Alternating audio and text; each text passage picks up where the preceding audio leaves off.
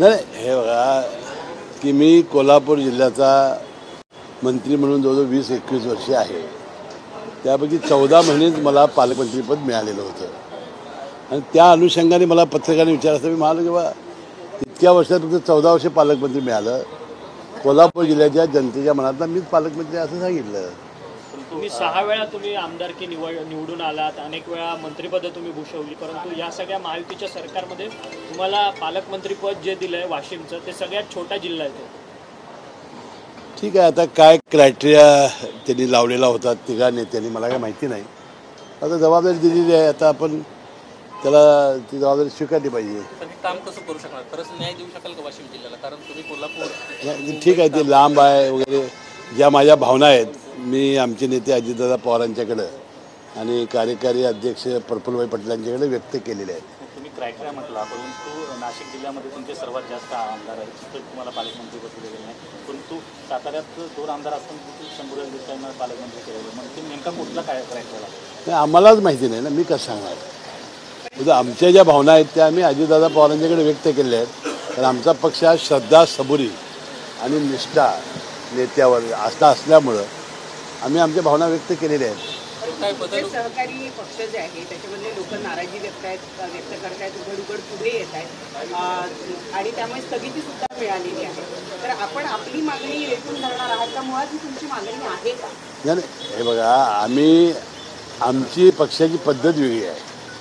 आमच्या ज्या भावना असतील त्या आम्ही आमचे नेते अजितदादा पवारांच्याकडे व्यक्त केलेल्या आहेत.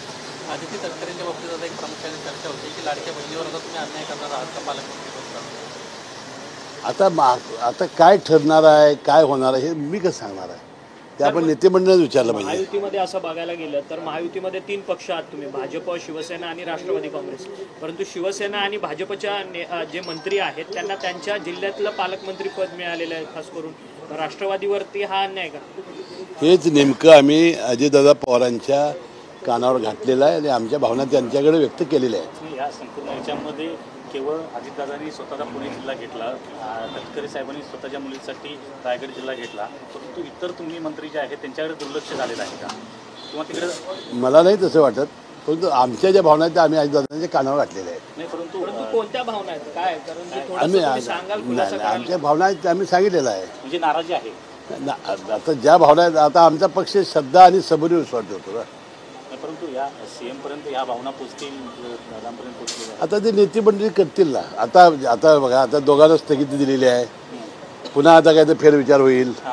तर आमचे नेते मंडळी आम्हाला न्याय मिळवून देण्याचा प्रयत्न करतील जर अन्याय झाला असेल तर. तुमच्यावर कोल्हापूर महानगरपालिकेची जबाबदारी पक्षाने टाकून तर दिलेली आहे, परंतु त्यासाठी आवश्यक असलेलं पालकमंत्रीपद मात्र तुम्हाला दिले गेलेलं नाही. तर त्यामुळे तुमच्या तिथल्या महानगरपालिकेवर परिणाम होईल का? नाही, काय परिणाम काय होण्याची शक्यता नाही. कोल्हापूर आणि इचलकरंजी या दोन्ही महानगरपालिका यावेळेला राष्ट्रवादी अतिशय ताकदीनं लढेल. पालकमंत्री झाला असता फार मोठा आनंद झाला असता.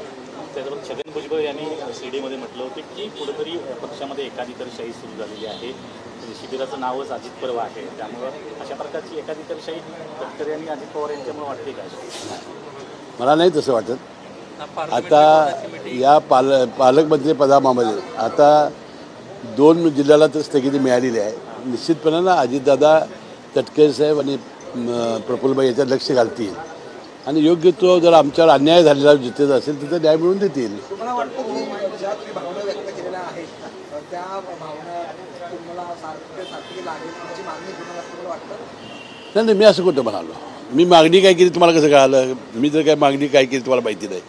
आमच्या भावना आम्ही तिकडे व्यक्त केल्या. परंतु एकनाथ शिंदे यांची नाराजी होती, त्या नाराजीमुळे खरं तर रायगडचं पालकमंत्रीपद असेल, नाशिकचं पालकमंत्रीपद असेल याला स्थगिती मिळाली. एकनाथ शिंदेची नाराजी एवढी महत्त्वाची वाटते का दिल्लीला?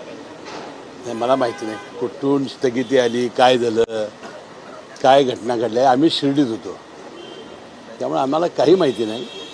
आम्हाला जे तिथे कळालं त्याला आम्हाला जे वाटते ते आम्ही अजितदादा तुमच्या पवारांना भावनांमुळे तुम्ही ज्या भावना मांडल्यात त्याच्यामुळे कोल्हापूरच्या पण पालकमंत्री पदाला नाही नाही स्थगिती मला मिळेल. मला मला काय नाही, माहिती. जसं एकनाथ शिंदे स्वतःच्या मंत्र्यांसाठी इतकी आग्रही भूमिका घेतात, टोकाची भूमिका घेतात, तशा पद्धतीनं अजित पवार तटकरे हे घेत नाही आहेत का?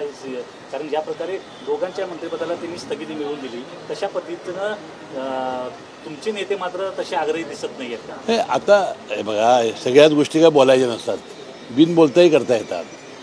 त्यामुळे आता ह्याच्यामध्ये आता निश्चितपणानं आता 2 तर स्थगिती मिळालेली आहे, काहीतरी आता पुनर्रचना होणार आहे. आता त्यामध्ये भाग घेतील ते आणि जिथे जिथं आम्हाला अन्याय मिळाला असेल राष्ट्रवादीला तिथे न्याय मिळवून देण्याचा प्रयत्न 26 करतील. जानेवारीचा झेंडा हसन मुश्रीफच कोल्हापूरमध्ये फडकवणार. नाही नाही ते सगळे आता आहेत तेच मंत्री फडकवतील असं जाहीर झालेलं आहे. त्याबद्दल काय विषय नाही. 1 रुपयात पीक विम्याचा सध्या प्रचंड विषय चर्चेत आहे. योजना बंद होणार अशा पद्धतीची देखील चर्चा सुरू आहे. नाही असा अहवाल असा नाही कोल्हापूरमध्ये हा प्रश्न विम्याचा फारसा नाही. कारण आमच्याकडं जे पीक आहे ते जास्तीत जास्त ऊस आणि सोयाबीन आणि जो विम्याचा क्रायटेरिया आहे उंबरठा उत्पादनाचं याच्यापेक्षा कितीतरी अधिक उत्पादन आमचं असल्यामुळं आमचे लोक फारसे पीक विमा उतरत नाहीत. 1 रुपया पीक विमा उतरण्यामध्ये आमचा जिल्हा म्हणजे त्या ह्याच्यामध्ये फारसा नाही. आता 1 रुपयामध्ये असल्यामुळे उतरला असेल पण जो पीक विम्याची रक्कम ही कोल्हापूर जिल्ह्याला कधी मिळत नाही. सर धनंजय